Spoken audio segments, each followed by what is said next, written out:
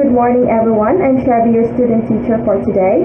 I'm one of the student teacher of Miss Howe, and I'm very excited to share and collaborate new ideas with you. So are you ready? Okay, good to hear that. But before we proceed for our discussion, I request everyone to please close your eyes and pray silently. So for your attendance for today, I will just take a screenshot after the discussion. Is that clear? So for today, I will just introduce first our classroom policies. So number one is no one is allowed to talk or ask when the teacher starts her discussion. Number two, turn off your microphone when the discussion starts. Number three, students must turn on their cameras when the teacher starts her discussion. And number four, students are allowed to ask questions or clarifications when the discussion is done. Is that clear, everyone? Okay. So our topic for today is all about communication for work purposes. So we already know that communication is one of the major concerns in the workplace. It creates and maintains a positive work environment for both employees and workers. So what is communication? The communication for work purposes is the process of exchanging information and ideas, both verbal and nonverbal, between one person or group and another person or group within an organization.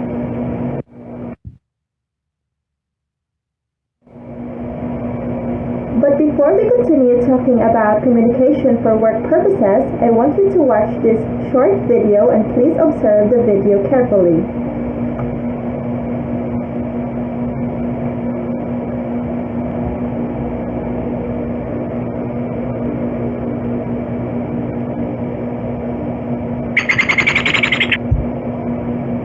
Canarini, Tour Guides. Lesson 2. The tour guide duties and responsibilities. Tour guide's duties. 1. Do an in-depth research of the destination prior to the tour. 2. Plan and agree itineraries, as well as interpretation for guided tours in the area. 3. Lead tour groups on coach, at site, and on foot. 4. Provide practical information, advices, and assistance. 5. Ensure the safety of passengers and the public at all times. 6. Be quick and practical in emergency situations. Also, be prepared for any possible problems that might arise during the tour. 7. Develop positive relationships with clients, colleagues, and visitors. 8. Maintain the professional but friendly attitude throughout the entire trip. 9. Manage tour documents, financial reconciliations, and appropriate records. Tours that require overnight stays will involve a more detailed tour management from the tour guide, including 10. Checking passengers into hotels en route and liaison with accommodation providers. 11. Organizing and leading short tours en route. 12. Handling customs, immigration and security processes at border controls.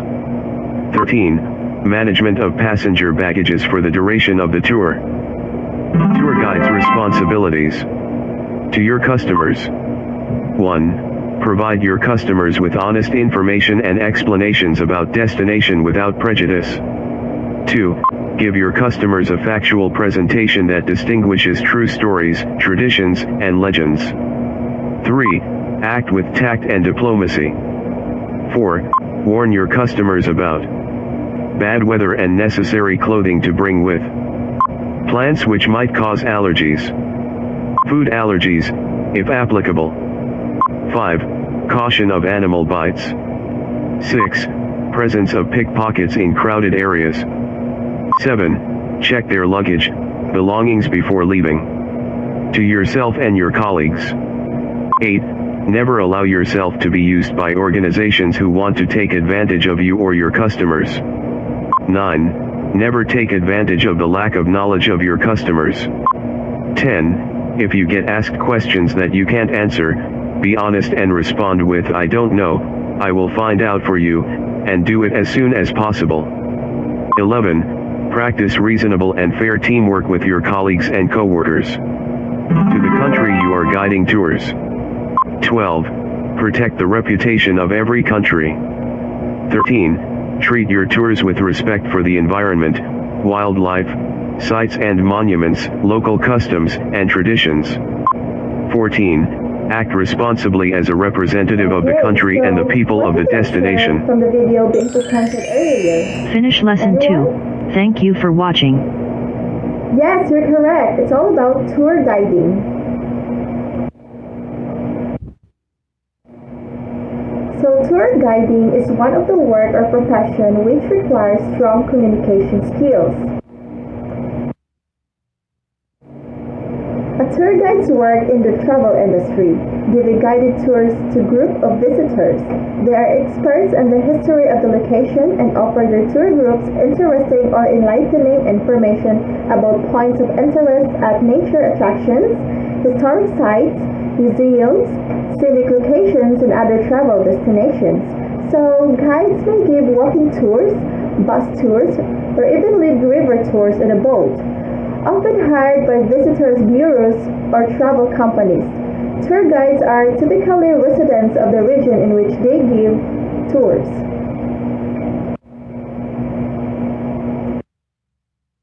So there are three main areas of specialization within the guiding industry. Number one is the historical tour guides. So historical tour guides, they are the one who lead groups of visitors to national monuments, historical sites, historical districts, religious or archaeological sites, and museums. These guides are well versed in the history of the site or monument. They offer visitors an interesting description of the location, including its history and what it affects on modern society. In addition, they answer visitor questions and keep the tour organized, efficient, and safe. So this is an example of a historical tour guide. Next is the corporate tour guides. So corporate tour guides, these are the tour guides employed by large companies that are usually a well-known corporation or travel destination. Through non-profit organizations often require guides as well. They lead groups through factories, describing the manufacturing process or history and mission of the business. Theme parks often employ tour guides who lead visitors on tours of a museum within the park that documents the company's history of accomplishments. Guides may also work in zoos, wildlife refuges, safari parks, or animal reserves, enlightening the visitors on animal behavior and the goals of the company. So this is an example of a corporate tour guide. Next is the nature tour guides or eco tour guiding. So this type of tour guide lead groups to natural attractions, national parks, and other outdoors locations where wildlife and scenic locations are the focus of the tour. So these guides are experts in the natural sciences and have ability to engage visitors with their knowledge of biology, geology, and the history of the location. So an increasingly popular area of the industry is eco-touring. The goal of the eco-tour guide is to lead a small group of individuals to an often protected but scenic natural area while having a little or no impact on the environment. So usually the visitors are offered insight on the environmental impact of human actions as guides attempt to foster a general appreciation of the natural habitat. This picture shows the eco tour guiding or the eco tour. So regardless of the specialization of the tour guide, some fundamental responsibilities to apply all the positions. Their primary responsibility is to make sure the tour is safe as possible for the entire group. They will monitor the group's activities to ensure everyone complies with the site's or the guide's safetyness or safety regulations. In some cases, they may have to provide first aid or emergency services to visitors, so being a tour guide is not an easy job at all. So there are goals in tour guiding, number one is inform, remind, and advise. So the goal is explaining and giving directions to the visitors or tourists of a safety tips and securities, describing weather conditions and situations, challenges in the places, and etc. Number two is they promote and persuade.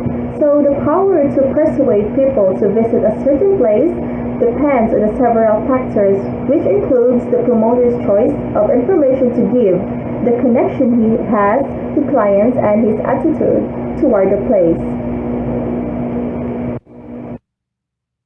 Three is clarify. So as a tourist, it is very important to communicate clearly to the visitors for the whole trip. Number four is build rapport and relationships. So it is very important to have good conversation with the tourist because it reinforces more business transactions and business network. Five is gather feedback for improvement. So open communication with tourists is an avenue of evaluating the service provided. So constructive feedback is used as basis for changes to improve tour guiding services, while positive feedback inspires tour guides to sustain the quality of their work. So tour guiding is not an easy job. It requires hard work and determination. You can also observe that being a tour guide requires strong and effective communication skills in order to communicate with the visitors. So obviously, communication has a big role of this type of job. So for our next topic, that communication plays an important role is the communication for business and trade.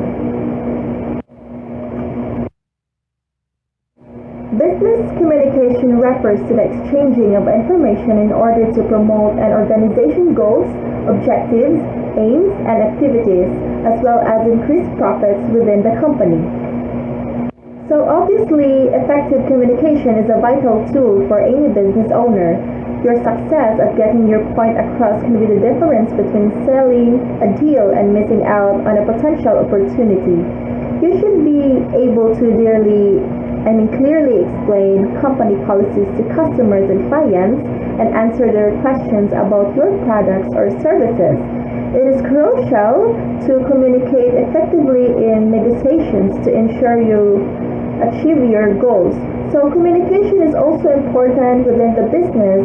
Effective communication can help to foster a good working relationship between you and your staff, which can in turn improve morale and efficiency as well.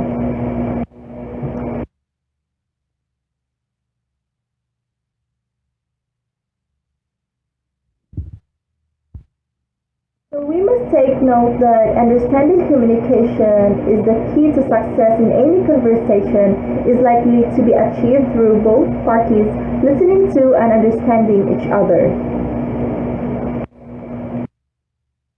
Are the useful communication skills for building positive interpersonal relationships? Number one is being an active listening. Number two is understanding non-verbal signals. Number three is maintaining eye contact. Number four, there should be assertiveness. Number five, being mindful of people's individual space. Number six is using positive body language. And also number seven, dealing with different points of view. Also, there are personal awareness skills that help with communication. So number one is you should understanding the benefits of a positive attitude. Number two is awareness of how others perceive you. Number three is you should have a self-confidence. And number four is your presentation or the way you dress appropriately for different occasions. By simply following those skills, it will help you to consider the circumstances surrounding your communications, such as the situational and cultural context.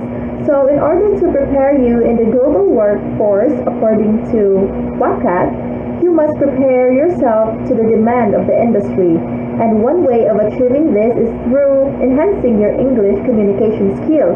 So, as you are a college student, you need to develop your expertise or how to sell an idea in a product presentation or even in a project proposal and other opportunities of making networks and connections in business. Definition and relevance. A SWOT analysis or SWOT matrix is a diagram that shows an organization's or person's key strengths, weaknesses, opportunities, and threats. Doing this kind of analysis can innovate or adapt new ways or strategies to put itself better in a corporate world.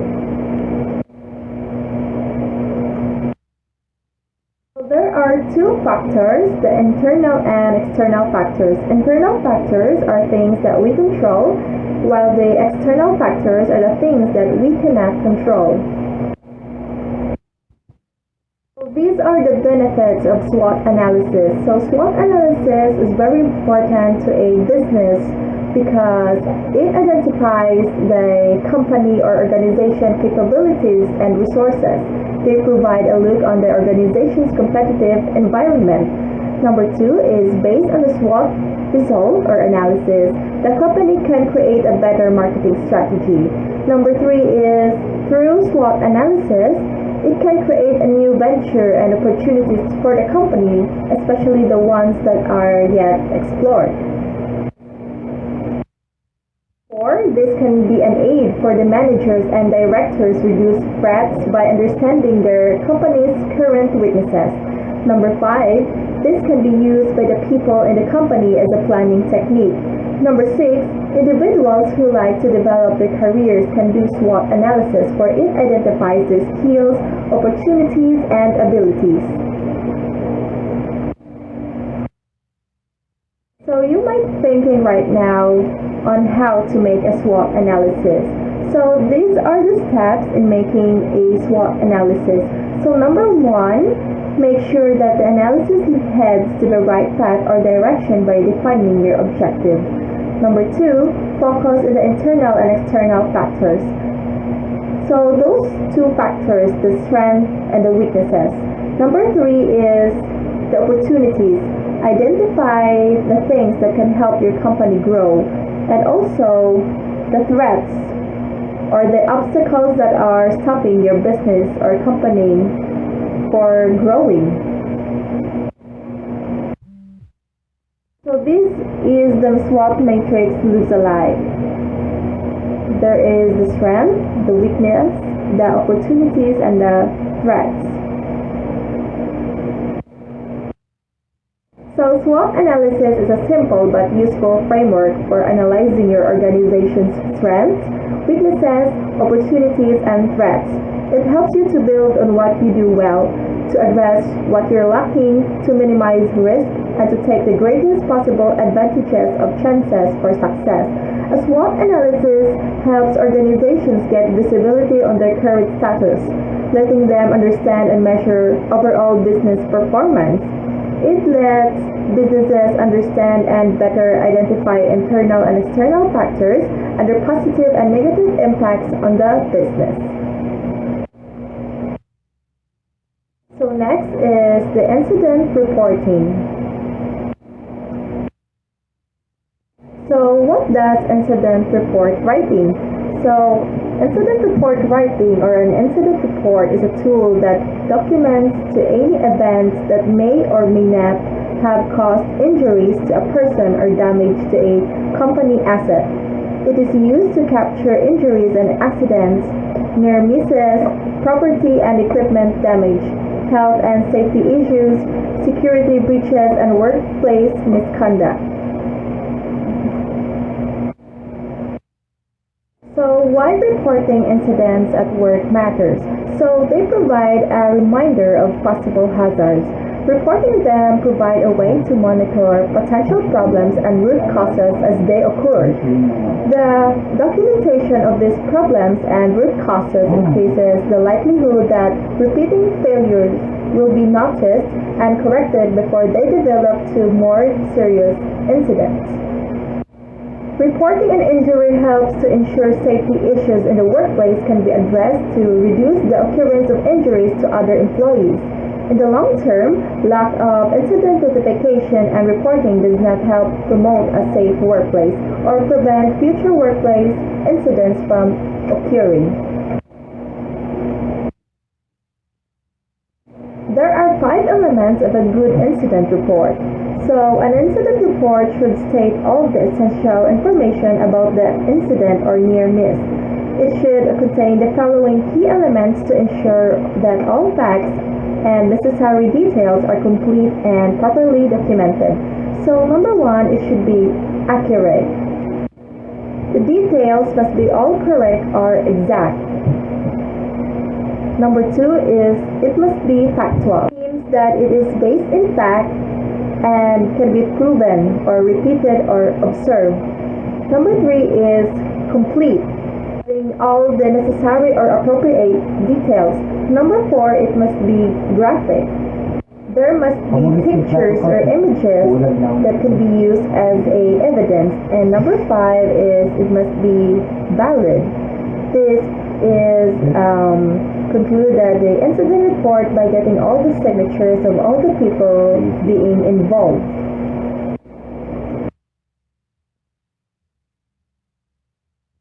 So any questions and clarifications? Okay, so what is business communication again? Yes, miss. Yes, that's correct. So, do you think communication is important for business and trade? Yes, sir. Yes, that's also correct. So, why do you think it is important to learn this concept? Yes, miss. Okay, great. So, I think you understand very well our lesson for today, and I'm happy to hear that. So, okay, I want you to get a 1/2 crosswise and answer these questions. So, number 1 question is, what is an incident reporting? And number 2, give 5 elements of a good incident report. So, I will give you 10 minutes to answer these questions, and after 10 minutes, I will let you submit your answers on our G class or Google Classroom. Is that clear? Okay, thank you everyone.